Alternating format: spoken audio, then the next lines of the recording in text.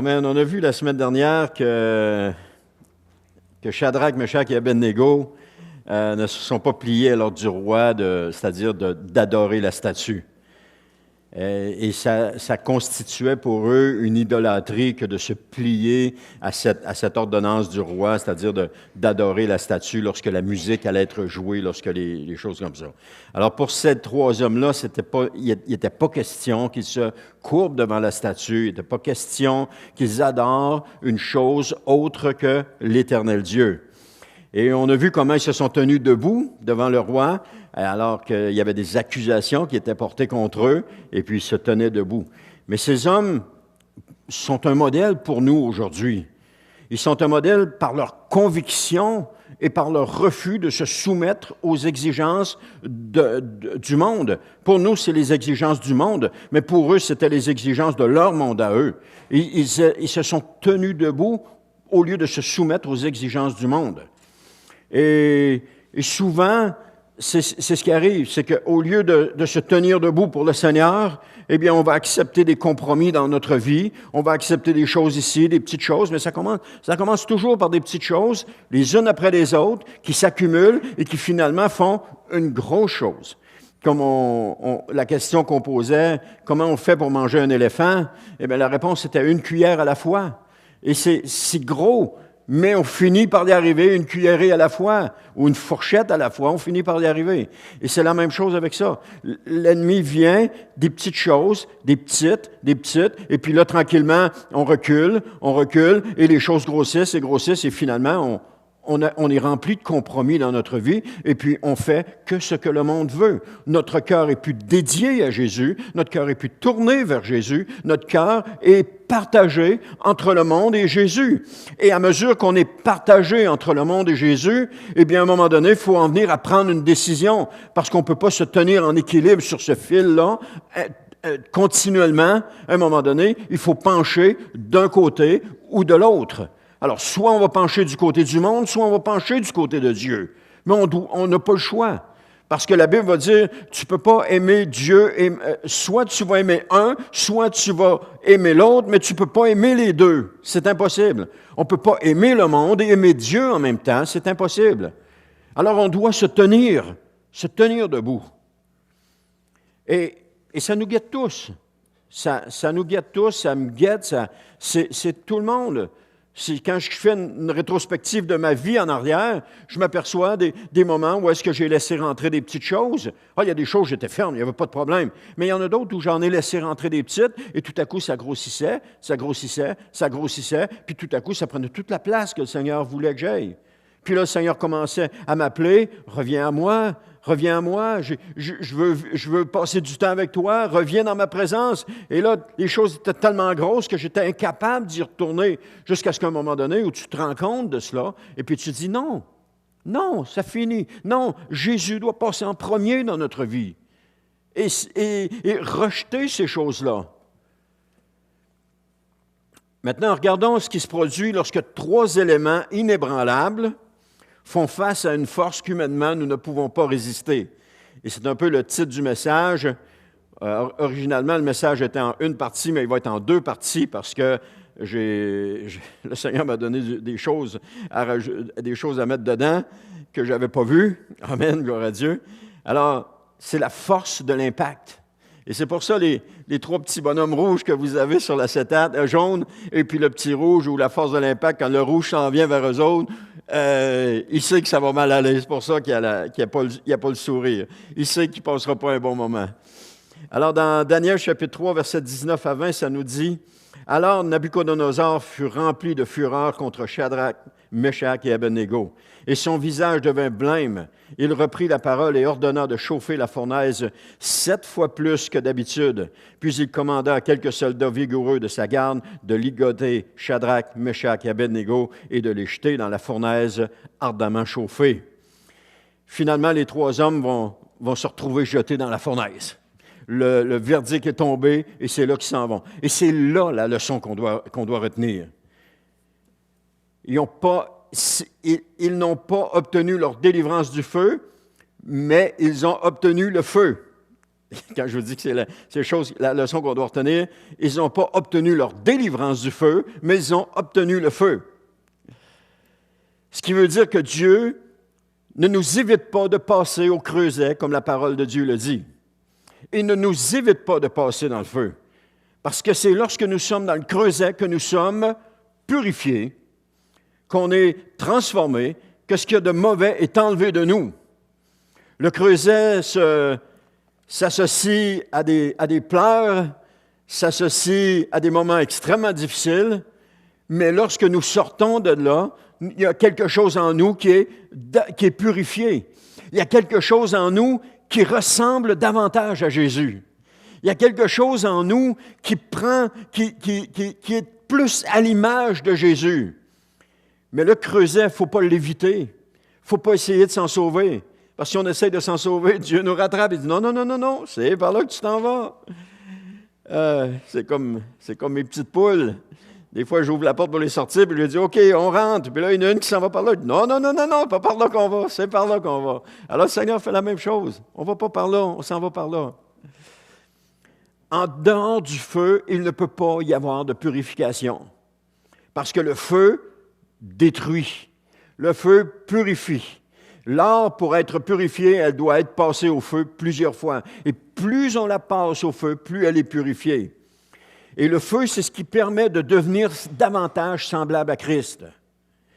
Le psaume 66 nous dit, 66, verset 10, « Tu nous as éprouvés, ô Dieu, tu nous as jetés au creuset comme on fait pour l'argent. » Et Jean-Baptiste va dire dans Luc chapitre 3, verset 16, il répondit à tous, « Moi, je vous baptise dans l'eau, mais quelqu'un va venir qui est plus puissant que moi.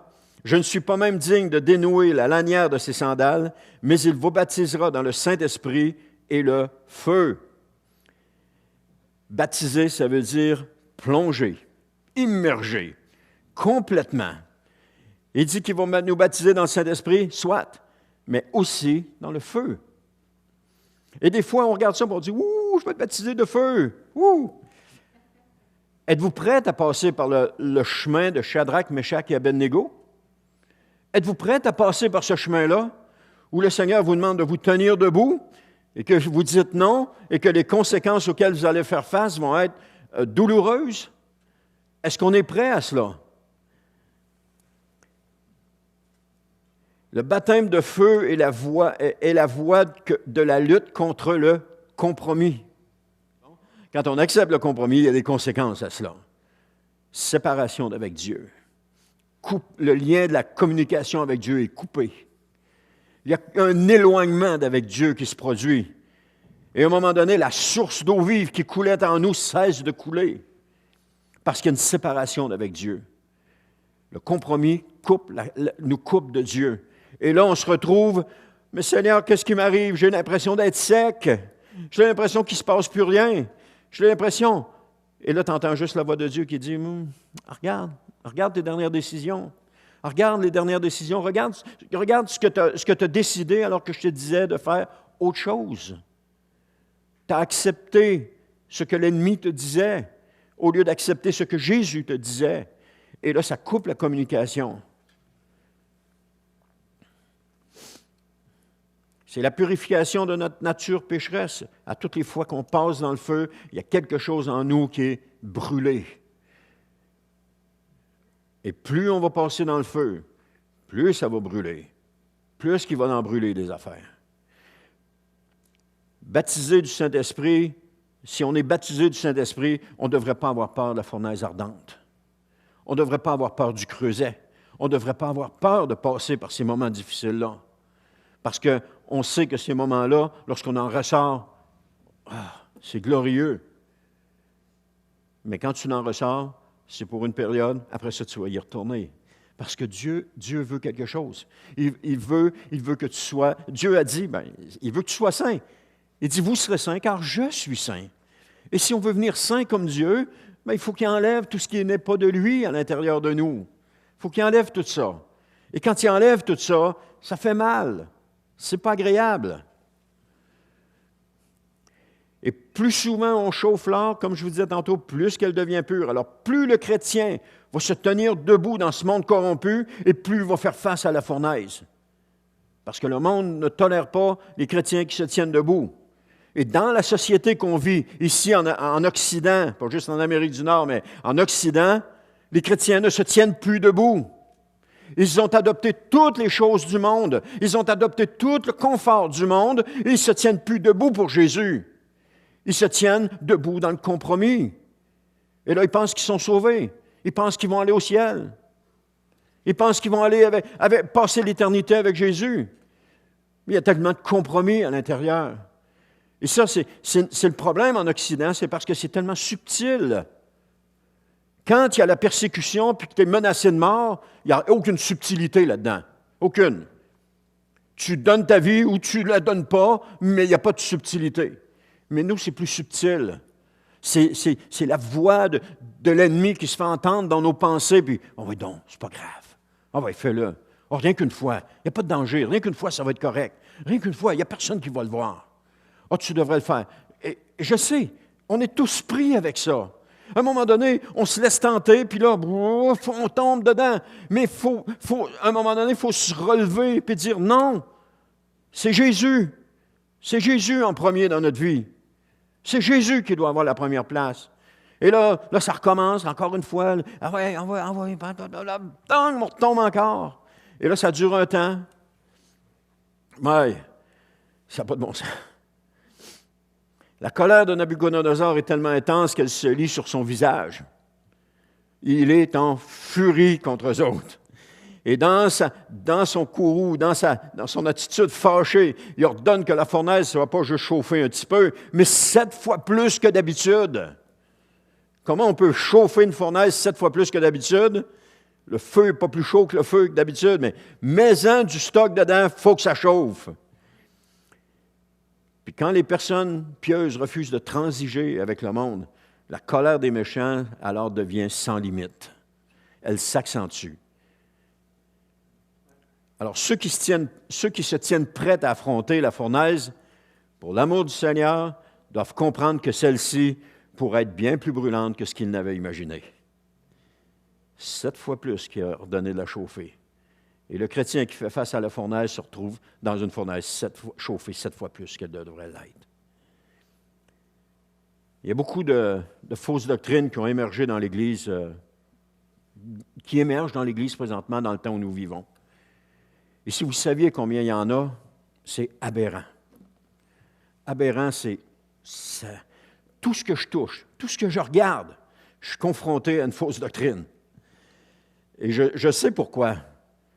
Parce que le Seigneur m'a dit qu'il me donnerait le discernement, et c'est à travers le discernement que le Seigneur m'a donné que je les vois.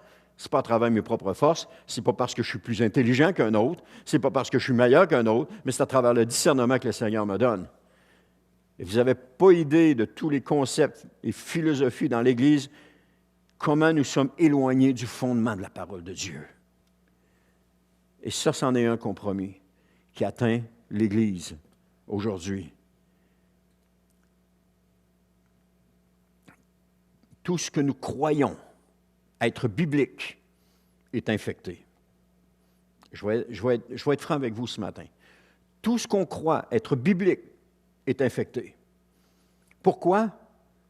Parce qu'on n'est pas dans la parole de Dieu. On le reçoit, mais on ne va rien vérifier. On l'accepte. Et tout ce qu'on accepte est infecté présentement. Et ça, Jésus nous avait avertis de ça. Que ça serait là. Il y aurait des... je cherche le mot, là, je n'ai pas le mot en tête, mais il nous avait avertis de ça. Et tout, je vous dis tout, on a besoin de retourner au principe de la parole de Dieu, puis de commencer à faire le ménage dans tout ce que nous avons gobé, dans tout ce qu'on a reçu, puis qu'on n'a rien vérifié jusqu'à maintenant. Paul va louer les chrétiens de Bérée pour une chose, c'est qu'ils allaient vérifier dans les Écritures tout ce qui leur était enseigné. Ils ne voulaient pas s'en faire passer. Mais nous, il y a une paresse spirituelle qui est là. Où est-ce qu'on reçoit tout ça, et puis on ne vérifie rien. On lit un livre, la personne met, j'ai rien contre les livres chrétiens, là, il n'y a pas de problème, mais on lit un livre, la personne met un passage et elle le définit, puis on dit, oh, wow, c'est beau. Mais on ne va pas voir dans la parole de Dieu dans quel contexte il est, ce passage-là. Qu'est-ce qui nous enseigne dans la parole de Dieu? Est-ce que ce qui nous enseigne dans la parole de Dieu, c'est la même chose que lui est en train de décrire? Et souvent, c'est non. Souvent, c'est pas ça. Souvent, c'est à côté de ça. Autrement dit, il a pris le passage, il l'a sorti de son contexte, il l'a appliqué dans le sien pour faire dire ce qu'il voulait que ça dise. Et non pas prendre le passage pour qu'il dise ce que le passage doit dire. Et ça, il y en a plein de ça, frères et sœurs. Plein. Il est temps de revenir à la parole de Dieu. Il est temps de revenir au fondement de la parole de Dieu. Il est temps de se donner la peine de dire, attends un peu, tout ce qu'il a dit un matin, là, allez le vérifier. Je vais vous le dire, allez le vérifier ce que je suis en train de dire. Allez le voir. Prenez pas pour acquis tout ce que je vous dis. Allez le voir. Y a-tu raison de dire ça? Et si on faisait ça, on s'en ferait pas mal moins passer. Il y a des affaires qui sont grosses de même. Là, hein? Tu prends mais il faut que je fasse attention si je les nomme parce que je vais en fâcher certains, puis si je nomme d'autres choses, je vais en fâcher d'autres. Anyway. Mais il y a des choses qui sont grosses de même, qu'on croit, là, puis c'est gros de même, comment c'est faux.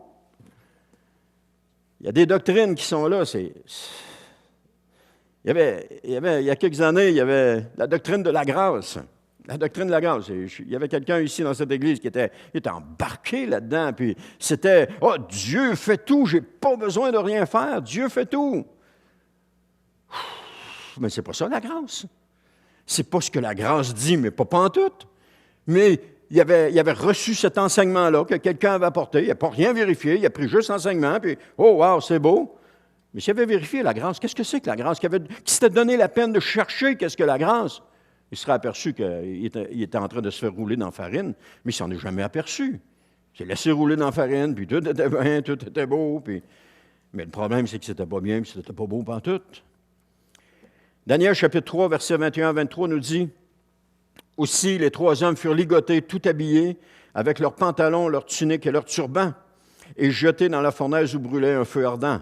Même comme, sur l'ordre du roi, on avait fait chauffer la fournaise au maximum, les flammes qui en jaillissaient firent périr les soldats qui y avaient jeté Shadrach, Meshach et Abednego. » Verset 23, « Quant à Shadrach, Meshach et Abednego, ils tombèrent tous les 3 ligotés au milieu de la fournaise où brûlait un feu ardent. » Nabuchodonosor s'attendait probablement à une résistance des 3 Hébreux. Il s'attendait qu'ils allaient se déblattre, puis non, on ne veut pas y aller, on ne veut plus y aller, on a changé d'idée, puis on ne veut plus y aller. Puis il ordonne à ses hommes les plus forts de les exécuter. Hein? Prenez-les, puis jetez-les. Vous savez, des fois, des armoires à glace, là, ils sont larges de même, puis ils sont hauts de même. Il est le genre de gars qui est capable. Là. Et en plus, il était ligoté. Ça doit être ça qui s'est passé. Il y en a un avec le poignet de même, puis il attend, on s'en va dans la fournaise. Et il ordonne à ses hommes les plus forts de les exécuter. Puis ces hommes les emmènent au sommet de la fournaise, parce que la fournaise, c'était quelque chose qui était comme, était alimenté par en bas, et puis ça devait être, on dit ça devait être, mais c'était possiblement ça, parce que pour jeter quelqu'un dans la fournaise, tu ne le jettes pas par la petite porte qui est par là, puis le faire rentrer. Il faut qu'il y ait une trappe en haut pour que tu puisses le tirer dans la fournaise. Alors, ils les ont amenés en haut de la fournaise, puis ils les ont tirés dedans. Et ils les attachent avec leurs habits royaux, puis ils les tirent dans la fournaise. Tiens, voilà, vous n'avez pas voulu le faire, vous allez être un exemple pour les autres.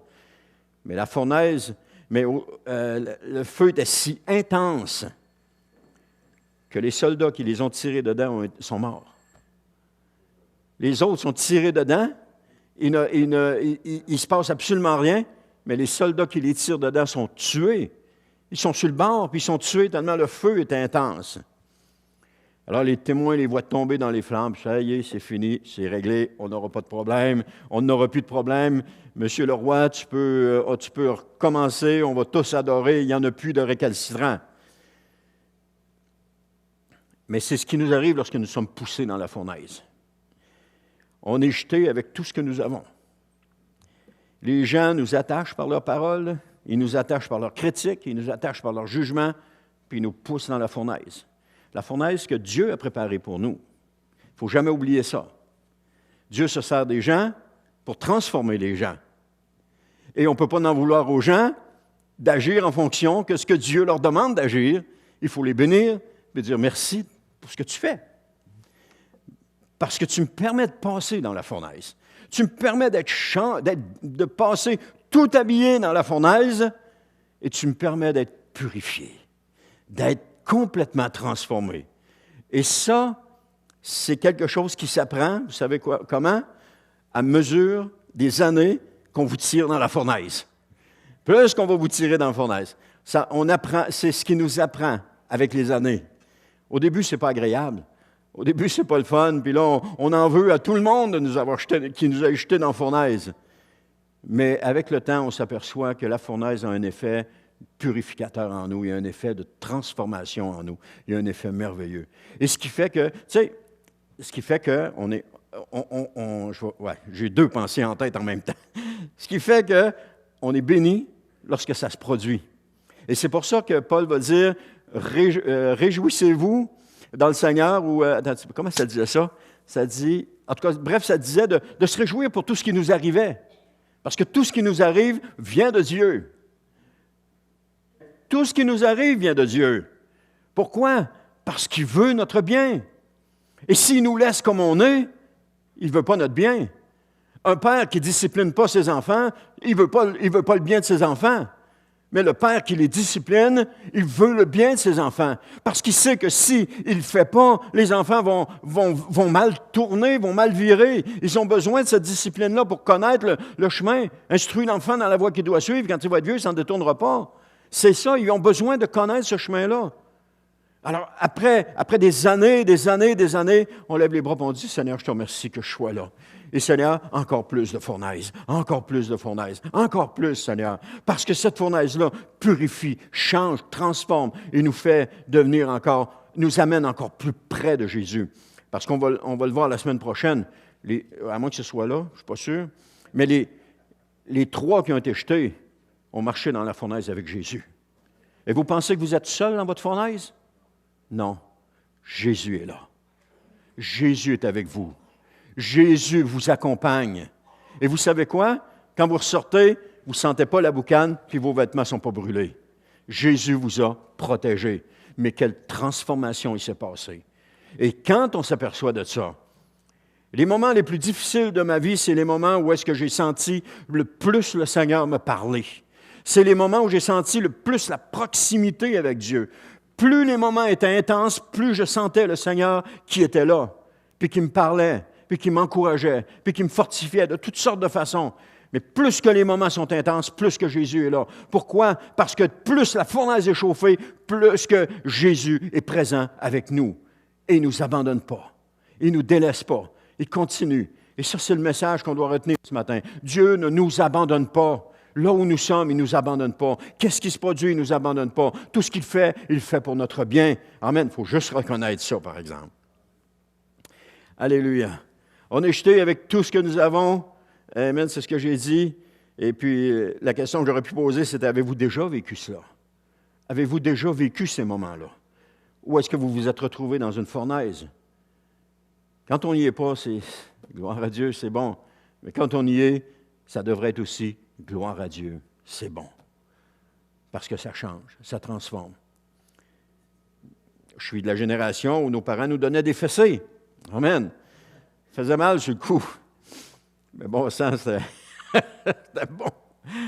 Parce qu'on s'en rappelait, puis on faisait attention par après à ce qu'on faisait. Et, monsieur, oui. Mais je ne suis pas la pire génération. Celle qui m'a précédé, c'était pas mal plus pire que ça. Mais c'était pas, mes parents n'étaient pas aussi. Mon père n'était pas un tortionnaire, là. Absolument pas. Amen. Je vous garantis que quand on est dans la fournaise, ce n'est pas une partie plaisir, que les douleurs sont intenses, se propagent dans toute notre être, pour que plus nous avons besoin de purification, plus les douleurs vont être intenses. Plus qu'on a besoin d'être changé, plus qu'on a besoin d'être transformé. Et je ne sais pas pour vous, mais moi, j'avais besoin d'être transformé. J'ai encore besoin d'être transformé. Je suis loin d'être à la perfection du Seigneur Jésus. Et même le jour où je vais penser que je le suis, c'est là que je vais m'apercevoir que je suis encore extrêmement loin. Parce que le jour où je vais me dire, bon, mais là, je commence à ressembler à Jésus un peu plus, l'orgueil a encore pris le dessus. L'orgueil prend le dessus encore, puis là, c'est là que l'humilité précède la gloire, mais l'orgueil précède la chute. C'est là que tu te prépares à te faire tirer dans la fournaise. À toutes les fois, je vous dis, à toutes les fois que j'ai dit, ah ben là, ça va bien, là, il y a quelque chose qui se passe. Hey, c'est là que, envoie dans la fournaise, mon homme, c'est là que tu vas aller. Il faut que tu comprennes. Amen. Mais c'est une fournaise d'amour. Il va nous baptiser de feu, c'est ce que la parole a dit. Maintenant, les méchants croyaient que le peuple de Dieu allait disparaître. Ça y est, c'est fini. C'est réglé avec eux autres. Après ça, ils vont nous en rester un, mais on trouvera bien un moyen de s'en débarrasser. Mais en réalité, c'est une absurdité de croire que le peuple de Dieu peut disparaître. C'est une absurdité de croire ça. Quelle que soit la taille du petit reste, sa présence ne s'éteindra jamais. Par ailleurs, dans le livre de l'Apocalypse, on prévoit la fin de l'Église, chrétienne en tant qu'institution organisée. On va chercher des églises familières sans les trouver. Mais ça ne signifie pas la fin de l'Église chrétienne elle-même. Parce que le peuple de Dieu va persister jusqu'au retour du Seigneur Jésus. Il va toujours être là. Parce que l'Église de Jésus, on ne peut pas la voir. Ici, on est un bâtiment qu'on appelle Église, et on dit, on va aller à l'Église, mais chacun de nous qui venons dans ce lieu, on peut faire partie de l'Église du Seigneur Jésus, mais on ne peut pas le voir. On ne peut pas le savoir. On va juger d'après ce qu'on voit. Lui, c'est sûr qu'il n'appartient pas au Seigneur. Regarde comment il agit, ou elle, regarde comment elle agit, regarde comment elle fait, c'est sûr qu'il n'appartient pas au Seigneur. Mais vous ne savez pas ce que Dieu est en train de travailler dans son cœur à ce moment-là. Vous ne savez pas ce que Dieu est en train de faire dans son cœur, comment il est en train de modeler son cœur, de le transformer ou de la transformer. Mais là, nous, on juge. On regarde ça et on dit, non, lui, il n'est pas chrétien. Lui, il est chrétien parce qu'il est fidèle, il est le fun, il est agréable, il est bon. Lui, il est chrétien, c'est certain. Non, on ne lit pas au cœur des gens. On n'est pas capable de lire au cœur des gens. Si vous croyez que ce que vous voyez, c'est l'Église de Dieu, eh bien, vous vous trompez. Parce que ce que nous voyons n'est pas l'Église de Dieu. L'Église de Dieu est dans le cœur de chacun. Là où seul l'Esprit de Dieu sonde et voit. Il n'y a personne qui est capable de voir dans mon cœur. Même ma femme, ça fait 42 ans qu'on est ensemble, qu'on est mariés, puis elle est incapable de lire dans mon cœur comme je suis incapable de lire dans son cœur. Ça lui appartient, ça m'appartient. Et c'est ce qu'elle voit, c'est seulement ce qui lui est permis de voir. Ou comme par exemple, quelqu'un va donner à un moment donné une parole de connaissance à quelqu'un, c'est sûr que c'est quelque chose qui est dans son cœur, mais c'est une petite ouverture que le Seigneur permet pour voir une chose dans le cœur de la personne. La personne qui donne la parole de connaissance, elle n'a pas la vue d'ensemble du cœur, comme Jésus peut l'avoir. Elle a juste une fenêtre que le Seigneur lui permet d'ouvrir, puis d'encourager la personne dans cette fenêtre-là. Et ça, c'est bon. Parce que la personne reçoit ça, et elle dit « Hey, c'est en plein ce que j'avais besoin. Comment elle a fait pour savoir ce que je vivais? » C'est le Seigneur qui lui a montré. Le Seigneur a juste ouvert ça de grand. Puis là, c'est ouvert grand, là. Parce que toute la grandeur du cœur, c'est ouvert grand. C'est juste une petite fenêtre. Mais cette petite fenêtre-là vient faire la différence dans la vie de la personne. Mais inquiétez-vous pas. Une personne qui a des paroles de connaissance, elle ne voit pas l'entièreté de votre cœur. Dieu ne lui permet pas. C'est Dieu qui permet les choses. Il y a seulement Jésus qui connaît son Église. Seulement Jésus sait ceux à qui lui appartiennent. Alors, quand on se rend compte, on ne peut pas se juger les uns les autres et dire « Ah, lui est chrétien, lui n'est pas chrétien. Ah, lui, c'est pas correct ce qu'il fait. Lui, c'est correct. » On n'a pas à juger ça. Jésus connaît le cœur de chacun. Il nous demande de s'assembler ensemble pour le louer puis l'adorer. Alors, si quelqu'un l'adore et que son cœur n'est pas pur, ça lui appartient, ça ne m'appartient pas, ça lui appartient. Et il en rendra compte au Seigneur. Mais on ne sait pas ce que Dieu est en train de faire dans le cœur d'une personne. On n'a aucune idée. Parce que l'Église est au plus profond de chacun de nous. Amen. Il y avait un pays qu'on appelle l'Albanie qui semblait dépourvu de toute trace visible de l'Église chrétienne il y a quelques années de cela. Mais aujourd'hui, l'Albanie compte environ 58 % de la population qui se déclare musulmane, tandis que les chrétiens représentent environ 17 % de la population. C'est un peu comme ici au Canada. Si on demande au Canada c'est quoi le pourcentage de chrétiens au Canada, eh bien, on met tout ensemble, Et puis on dit, ah, voici le pourcentage de chrétiens, c'est ça. Mais si on demandait combien appartiennent réellement à l'Église de Jésus-Christ, on n'est pas capable de le savoir. C'est impossible. Ça appartient à Jésus. C'est son Église. Elle lui appartient. On ne peut pas le savoir. Alors, en Albanie, on comptait environ 17 % de la population qui était chrétienne. Et cette dernière comprenait, comme un peu que j'ai dit pour le Canada, elle comprenait principalement des orthodoxes, des catholiques, puis une minorité de protestants. Encore aujourd'hui, dans ce pays-là, il y a un petit reste fidèle au Seigneur. Un petit reste qui n'épouse pas le compromis pour mener une vie qui est une vie décente avec le monde. À l'époque, il n'y avait aucun signe apparent de foi chrétienne qui était présent dans ce pays-là, malgré la présence silencieuse de nombreux croyants. Parce que quand les croyants sont persécutés, ils se taisent publiquement, mais ils continuent de louer et d'adorer le Seigneur Jésus. Le Seigneur Jésus continue d'être loué et d'être adoré, tout le temps. Alors, le nombre ne garantit pas le succès. Le nombre ne garantit pas la sainteté. Le nombre, c'est le nombre, c'est tout. C'est Jésus qui détermine c'est qui son Église.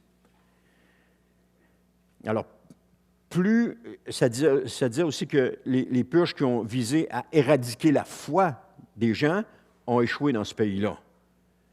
Et c'est la même chose. Plus les croyants vont être persécutés, et plus la proximité se fait avec leur Seigneur. Plus les croyants vivent des moments difficiles, plus qu'ils sont proches de Jésus. L'inverse est aussi vrai. Plus c'est facile, plus la distance se crée avec le Seigneur Jésus. Parce qu'on n'a pas besoin de Jésus. La vie est facile, on est capable de faire nos choses, on est capable de s'organiser seul. Mais quand l'étau se resserre et que ça devient de plus en plus difficile, c'est là que la proximité avec le Seigneur vient. En Chine, la Chine communiste à l'époque, lorsque les chrétiens étaient persécutés, ceux qui étaient réellement des chrétiens étaient proches du Seigneur parce que leur vie était menacée à tous les jours. Ils se réunissaient dans le bois, et puis il ne fallait pas que quelqu'un les dénonce parce que tu voyais arriver les policiers, les arrêter, les amener en prison. Et à cette époque-là, quand ils les amenaient en prison, ils ne les retrouvaient jamais vivants. C'était fini pour eux. Et c'était la même chose avec la Russie communiste à l'époque, où l'autre, c'était quel autre pays avec Ceausescu? C'était la Roumanie. C'était la même chose. Mais les chrétiens étaient tellement proches de Dieu. Ils vivaient tellement leur proximité avec le Seigneur Jésus, parce qu'une journée, il était là, le lendemain, il n'était peut-être plus là. Mais ils vivaient cette proximité-là. Alors, plus les choses sont difficiles, plus il y a une proximité avec le Seigneur Jésus. Et plus qu'on va vivre des moments difficiles, plus on va être proche du Seigneur Jésus. Alors, plus les croyants sont persécutés, plus que la proximité se fait avec le Seigneur. Et c'est à travers les persécutions que se révèlent les véritables croyants. Vous avez peut-être déjà entendu cette histoire-là. Il paraît que c'est une histoire vraie. C'était dans la Russie communiste. À un moment donné, il y avait une église clandestine dans un sous-sol à quelque part. Et puis tout à coup, dans ce sous-sol-là, il y a rentré 2 militaires armés, ou 2 policiers armés. Et puis là, ils ont fait mettre une Bible à terre. Ils ont dit, tous ceux qui sont chrétiens, de ce côté-là de la Bible, les autres, vous vous placez de ce côté-là. Dans le groupe, il y en a une partie qui se sont placés de ce côté-là. Alors, ils ont regardé les gens qui étaient de ce côté-là, ils ont dit, vous pouvez partir. Les gens sont partis, ils se sont sauvés. Et là, les autres étaient sûrs qu'ils allaient se faire tuer. Alors, ils ont déposé les armes, ils ont dit, bon, maintenant, on sait à qui on a affaire. On est chrétiens, nous aussi. Et puis, on sait à qui on a affaire. On voulait juste être sûr qu'il n'y avait pas des taupes à travers vous. Parce que quand tu as la menace, là, tu commences à shaker. Et ils ont adoré le Seigneur. Ils ont loué le Seigneur ensemble. Et c'est dans la joie qu'ils l'ont fait. Et là, ils se sont retrouvés que ce noyau de chrétiens purs, serviteurs du Seigneur Jésus qui étaient ensemble. Et là, ils pouvaient avoir confiance les uns envers les autres. Ceux pour qui Jésus est c'est au travers des persécutions que se révèlent les véritables croyants, c'est-à-dire ceux pour qui Jésus est le centre absolu de leur vie. Le cœur même de toute leur existence. Leur raison de vivre. Est-ce que Jésus est ma raison de vivre? Est-ce qu'il est le cœur de mon existence? Sans cela, l'Église ne peut être que superficielle et axée sur les expériences. Mais cependant, la profondeur de l'amour de Jésus pour une personne ne se vit pas dans les expériences spirituelles. Elle se vit dans la communion avec son Seigneur, dans l'obéissance avec son Seigneur. Elle se vit dans une relation profonde et véritable avec son Seigneur.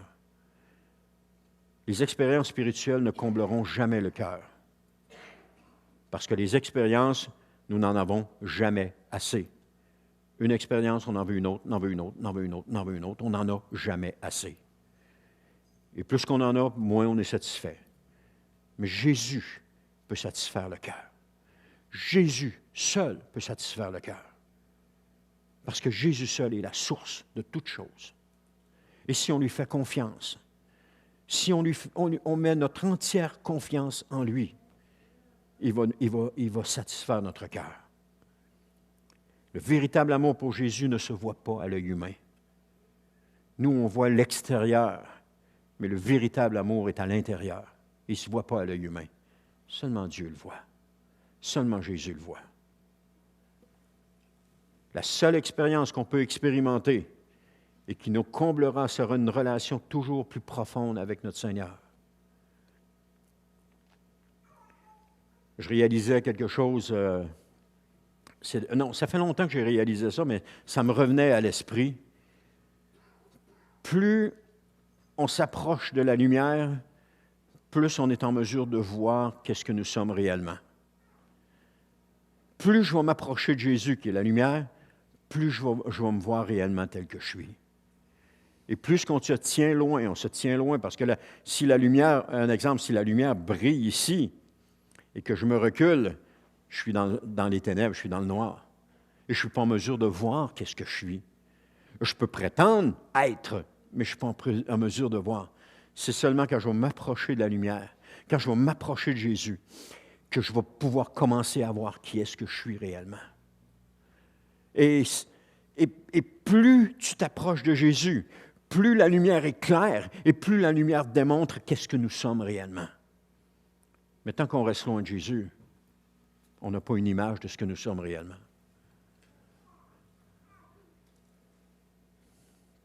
On n'a pas cette image-là.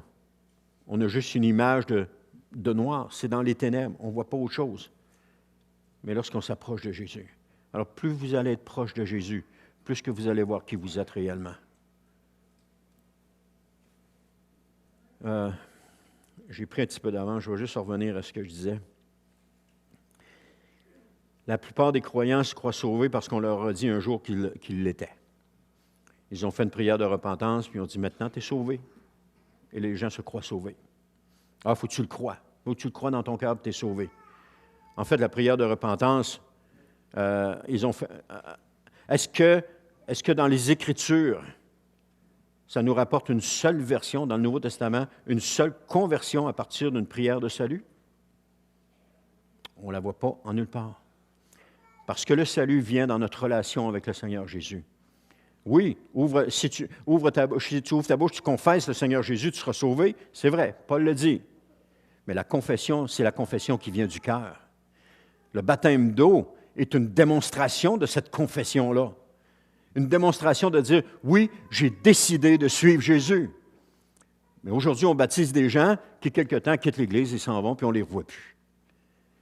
Ils se sont fait baptiser, mais ils n'avaient pas choisi de suivre Jésus. Ce n'était pas une réelle décision dans leur cœur. C'était superficiel, ou c'était parce qu'on leur avait dit que c'était ça qu'il fallait qu'ils fassent. Mais lorsqu'il y a une véritable conversion, et puis que la personne dit, moi je veux être baptisé, je veux montrer aux gens que je veux suivre Jésus, et il y a une réelle conversion qui est là. Et ça transcende, ça outrepasse la simple prière de repentance.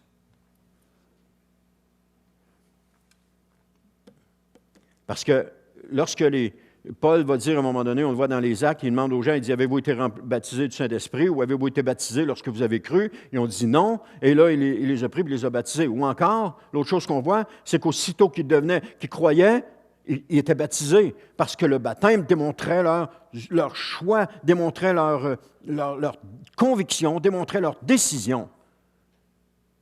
Mais nous, on a inversé un petit peu les choses. On a compliqué le baptême. Parce que là, il faut que tu passes à travers un cours, il faut que tu saches vraiment qu'est-ce qu'il y en a, puis il faut qu'on soit sûr. Puis même malgré tout ça, on n'est jamais sûr. On a mis l'accent sur la prière de repentance. Si tu pries, tu es sauvé, voilà. Mais ce qui fait vraiment la réelle repentance, c'est notre cœur pour le Seigneur Jésus. Notre désir de vouloir suivre Jésus, notre désir de vouloir marcher avec Jésus. C'est ça qui fait la réelle repentance. Et c'est à partir de là, de vouloir vivre tout ce que Jésus a pour nous, puis de marcher avec lui. Ananias n'a pas fait faire de prière de repentance à Saul de Tarse. En tout cas, ce n'est pas marqué dans les Actes. Paul n'a pas fait faire de prière de repentance à Lydie. Pourtant, cette femme a été touchée par ce qu'il a dit. Et puis, ils l'ont baptisée. Jésus a ouvert son cœur à cette femme-là, puis elle a été baptisée. Amen. Le baptême, ce n'est pas une expérience. Le baptême est une démonstration publique de notre engagement envers le Seigneur Jésus. Tout simplement.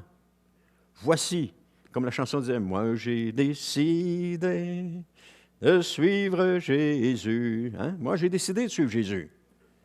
Non seulement on le croyait, mais on le chantait. On avait décidé de suivre Jésus. Aujourd'hui, les gens font la prière de repentance parce qu'on leur dit de le faire. Ils se font baptiser parce qu'on leur dit de le faire. Ils font des choses juste parce qu'on leur dit de le faire, et non pas parce qu'ils ont une profonde conviction à l'intérieur d'eux que c'est ça qu'ils doivent faire.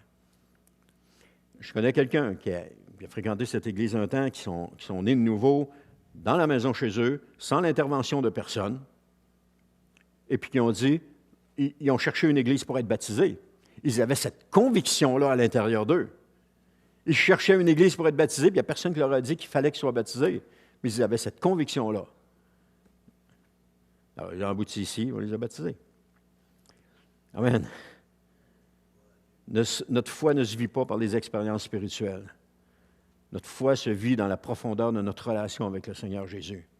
Et plus la relation va être profonde, plus vous allez plus le Seigneur va vous parler. Parce qu'un amour basé sur les expériences va vite se transformer en un amour exigeant. Donne-moi, donne-moi, donne-moi encore plus.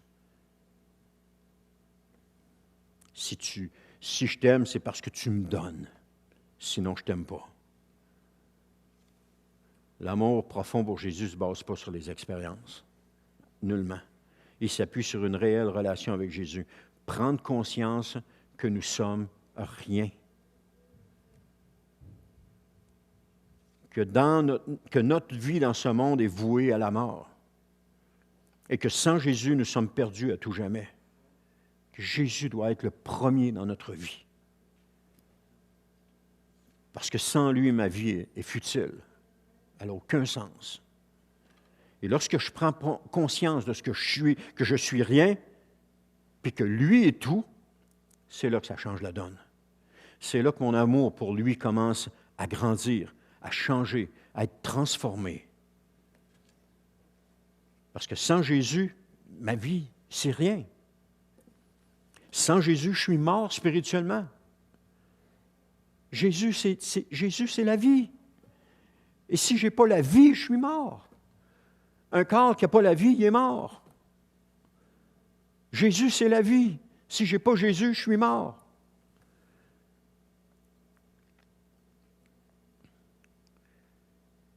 Je disais tantôt, la Bible nous dit que Jésus est la lumière, hein, puis plus on s'approche de la lumière, c'est ça que je vous disais. Alors, plus que je m'approche de Jésus, plus que je vois que je suis mauvais, que c'est pas beau.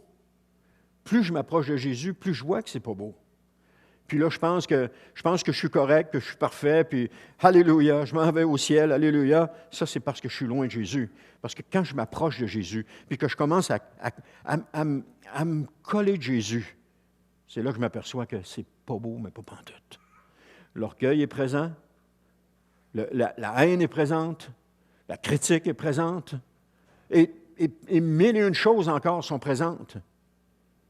Mille et une choses. On pense que oui, on est né nouveau, on est une nouvelle créature, c'est vrai, mais naître de nouveau, c'est le début de la marche. Mais après ça, plus qu'on s'approche de Jésus, plus qu'on voit comment est-ce on est réellement.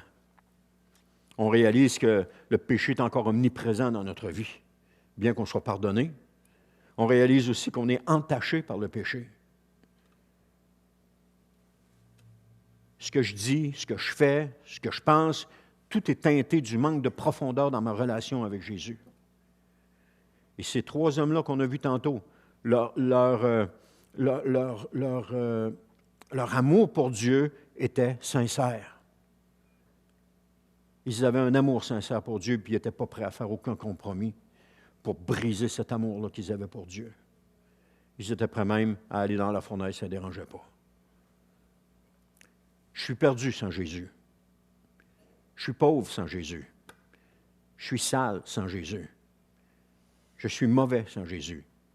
Là, vous allez dire, hey, arrête un peu, là. Non, c'est la réalité. Plus vous allez vous approcher de Jésus, plus vous allez voir comment vous êtes. Puis plus vous allez dire, arc, Seigneur, si tu n'étais pas là, qu'est-ce que je ferais? Mon cœur est profondément corrompu sans Jésus. Et pour prendre réellement conscience de notre piété, bien, il nous faut nous soumettre à la lumière. Il nous faut se mettre sous le spot de la lumière. Parce que sinon, on ne prend pas conscience. On ne le voit pas. Puis cette lumière-là, c'est Jésus.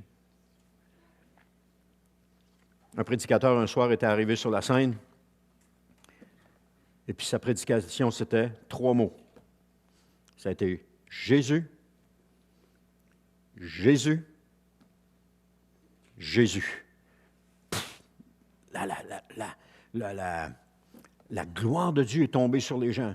La gloire de Dieu, nous, on interprète ça comme « Oh, alléluia, on est tous contents ». Non, la gloire de Dieu, les gens ont commencé à pleurer, puis à se repentir devant le Seigneur, puis à réaliser qu'est-ce qu'ils étaient. Ils ont réalisé réellement qu'est-ce qu'ils étaient. Et quand tu réalises que tu es, tu te mets à pleurer. Tu te mets à pleurer parce que c'est pas beau. Tous les efforts que je peux faire pour changer me ramènent toujours au point de départ. Tout le temps. Si j'entreprends quelque chose, OK, je vais changer ceci, bang, je reviens tout le temps au même point. Tout le temps. Parce que je me vois au-dessus des autres, en voulant entreprendre moi-même la transformation à la place de laisser le Seigneur Jésus, je me crois supérieur au-dessus des autres, et ça, c'est à cause de mon orgueil. C'est simplement mon orgueil qui me fait agir de même. Si je ne m'approche pas de la lumière, je ne pourrai pas voir ces choses-là. Il faut que je sois proche de Jésus pour les voir. Il faut que sa lumière brille sur moi. Il faut que je sois sous sa lumière. Parce que la lumière de Jésus brille sur moi.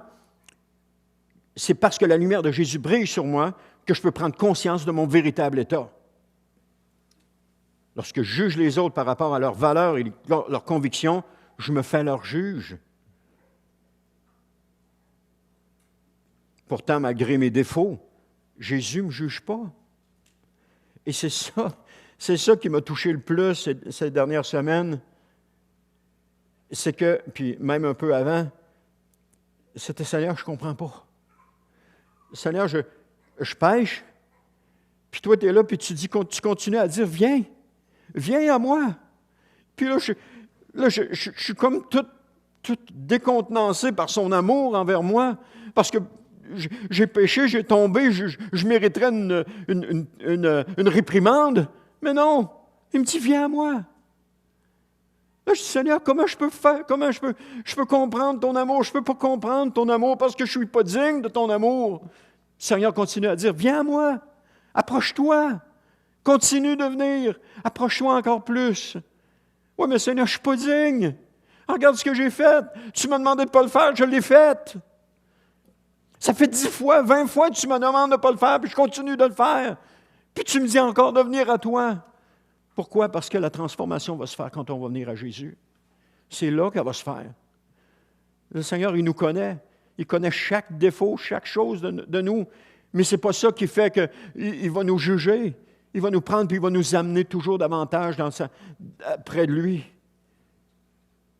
Malgré mes défauts, Jésus ne me juge pas. Puis il m'invite à venir dans sa présence. Il m'invite toujours plus près de lui alors que je suis profondément corrompu. Des fois, on le regarde, « Ah, lui, c'est le pasteur. Ah, c'est un saint. » Non. Non. Je me répugne de me voir tel que je suis. Mais Jésus veut me prendre dans ses bras malgré tout ça. Je refuse parce que la honte de mon péché est sur moi. Quand Adam et Ève ont péché, ils se sont cachés. Quand nous péchons, on se cache. Adam et Ève ont péché, Dieu est venu dans le jardin. Adam, t'es où? Et quand je tombe, Jésus vient et dit, Denis, t'es où? Et là, je sors de ma cachette, je suis là. Viens. Non, je ne peux pas y aller, Seigneur, je suis tout seul à cause du péché. Je ne peux pas m'approcher. Viens. Non, je vais tout te salir. Non, n'aie pas peur, viens. Et là, tu vas à lui, puis comme une mère va son enfant qui a passé dans un trou de boîte, elle va le prendre, elle va le mettre dans le bain, puis elle va le laver. Cet enfant, il n'a pas peur d'aller à sa mère, même s'il a été dans un trou de boîte, même s'il avait dit de ne pas y aller dans le trou de boîte, puis qu'il y était. Mais elle va le laver. Après ça, avec le shampoing et le savon, il va sentir bon. Puis là, il va être encore dans la joie. C'est la même chose avec le Seigneur. Il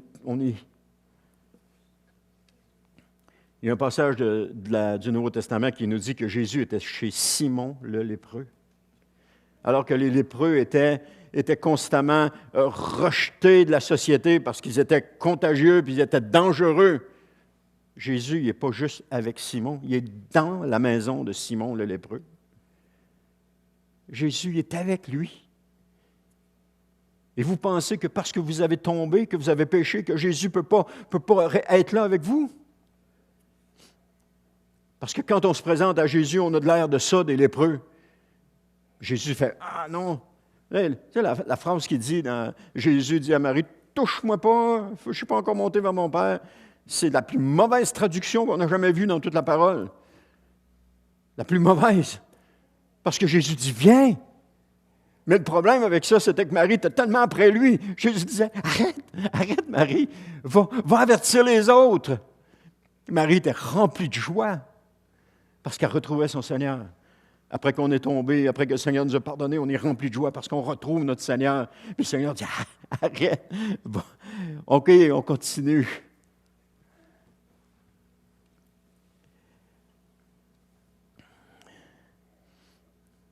Alors Jésus dit « Approche-toi, n'aie pas peur. » Mais là, je reste loin parce que les gens m'ont toujours dit que tu ne peux pas t'approcher de Jésus quand tu es comme ça. Ah, si tu as péché, tu ne peux pas t'approcher de Jésus. Si tu as péché, il faut que tu confesses ton péché avant. Ils m'ont toujours fait croire que je ne pourrais pas m'approcher de Jésus. La présence de Jésus n'est pas une expérience spirituelle. La présence de Jésus se vit par la foi. Plus je m'approche de Jésus et plus je sens sa présence. On chante, puis même on l'a chanté tantôt, « Viens Seigneur Jésus ». J'avais écrit ça, je ne savais pas qu'est-ce qu'on allait chanter aujourd'hui. On chante « Viens Seigneur Jésus ». Et même pendant qu'on chantait, je méditais encore là-dessus, puis vous savez ce que la parole de Dieu dit? « Approchez-vous de moi, je m'approcherai de vous ». Et là, nous, dans notre orgueil, dans notre suffisance, dans tout ça, on donne un commandement au Seigneur, « Viens, Seigneur Jésus, viens à moi. » Alors que le Seigneur dit, Jésus dit, « Non, toi, viens à moi. Toi, viens à moi. » Vous vous souvenez des cantiques? J'en ai retrouvé un, ça m'est venu à l'esprit pendant que je préparais le message. Un cantique qui disait « Tel que je suis », on l'a à l'écran, « Tel que je suis sans rien à moi, sinon ton sang versé pour moi, et ta voix qui m'appelle à toi, agneau de Dieu, je viens, je viens.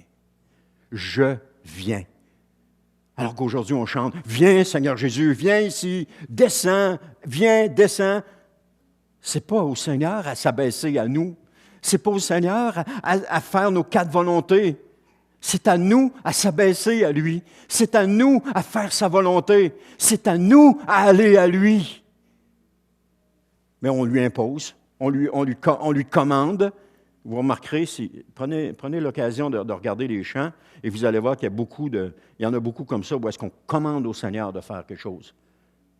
Et puis alors que ce n'est pas ça, on doit juste, nous, s'approcher de Jésus. Le chant, la deuxième strophe disait « Tel que je suis bien vacillant, en proie au doute à chaque instant, lutte au dehors, crainte au dedans, agneau de Dieu, je viens, encore une fois. Tel que je suis, le troisième strophe, tel que je suis, ton cœur est prêt à prendre le mien tel qu'il est, pour tout changer, sauveur parfait, agneau de Dieu, je viens. Le quatrième, c'était tel que je suis, ton grand amour, à tout pardonner sans retour. Je veux être à toi dès ce jour, agneau de Dieu, je viens. Ce chant reflète le désir profond d'une relation avec Jésus. Et plus qu'un désir, mais une nécessité d'une relation profonde avec Jésus. Un chant rempli d'humilité de celui qui se voit tel qu'il est. Hein? Il se voit tel qu'il est. Tel que je suis sans rien à moi. Tel que je suis bien vacillant. Tel que je suis, ton cœur est prêt. Tel que je suis, ton grand amour. Il se voit tel qu'il est. Il sait que sans Jésus, il ne peut rien. Il sait que sans Jésus, il n'y a rien qui se passe. Ce chant est sans aucune prétention, mais un abaissement devant la grandeur de celui qui a donné sa vie pour lui. Il s'est abaissé. Comme Jésus s'est abaissé pour offrir sa vie pour nous, nous devons faire la même chose, nous abaisser devant le Seigneur pour offrir notre vie. Aucun orgueil, mais juste un désir profond d'une relation encore plus intime avec son Sauveur. Alors, combien est misérable notre condition? Amen. Alors, Jésus lui ouvre les bras puis lui permet de se blottir contre lui. Quel bonheur, frères et sœurs, de se savoir aimer tel que nous sommes. Quel bonheur de se savoir accepter tel que nous sommes par le Seigneur. Quel bonheur de se savoir en sécurité dans ses bras. Jésus, voilà ce que nous avons réellement besoin. C'est ça qu'on a besoin. C'est ça qu'on a besoin. Jésus, on n'a pas besoin d'autre chose. On n'a pas besoin de rien d'autre. On n'a pas besoin d'éclairage. On n'a pas besoin de système de son. On n'a pas besoin... On a juste besoin de Jésus. Je dis à quelqu'un, Jésus, ce qu'il va voir, ce que les gens vont voir, c'est Jésus à travers toi. Ils n'ont pas besoin de voir autre chose que ça. Juste Jésus à travers toi. Comment tu luttes, comment tu vis avec Jésus, comment ça se passe avec Jésus, ça n'a pas d'importance. Puis même ce que tu dis n'a aucune importance. Parce que lorsque notre vie est entièrement dédiée à Dieu, les gens, ce qu'ils voient, ils ne nous voient pas nous, ils voient Jésus à travers nous. Et c'est ça qui les impacte. C'est ça qui les frappe. L'impact, j'ai parlé de l'impact dans la présentation, ce qui a frappé, c'est leur relation qu'ils avaient avec Dieu. C'est ça qui a heurté les choses. Parce qu'il n'y avait pas eu cette relation avec Dieu-là, il n'y aurait pas eu d'impact. Mais leur relation qu'ils avaient avec a heurté. Puis heurter, ce n'est pas toujours négatif. Mais avoir cette relation-là avec Jésus va parler au cœur des gens parce que c'est Jésus qui va parler au cœur des gens. Amen. Rien, je suis terminé avec ceci, là, pour ne pas que vous inquiétiez. Rien ne pourra remplacer son amour pour nous. Rien. Rien ne va pouvoir remplacer le temps passé avec lui. Rien dans ce monde ne va pouvoir jamais remplacer Jésus. Shadrach, Meshach et Abednego ne cherchaient pas une expérience avec Dieu. Ils avaient un cœur profondément attaché à Dieu. Parce que s'ils ont pris cette décision-là, c'est parce qu'ils avaient un cœur profondément attaché à Dieu. Et que ça les faisait agir comme ils ont agi. Ils savaient qu'ils pouvaient lui faire confiance dans la vie comme dans la mort. Et ils étaient prêts à aller jusqu'au bout par amour pour leur Dieu. Et lorsque la force de l'impact, c'est lorsque Jésus rencontre notre cœur et lorsque nous acceptons de nous voir tels que nous sommes, en face de Jésus. Amen.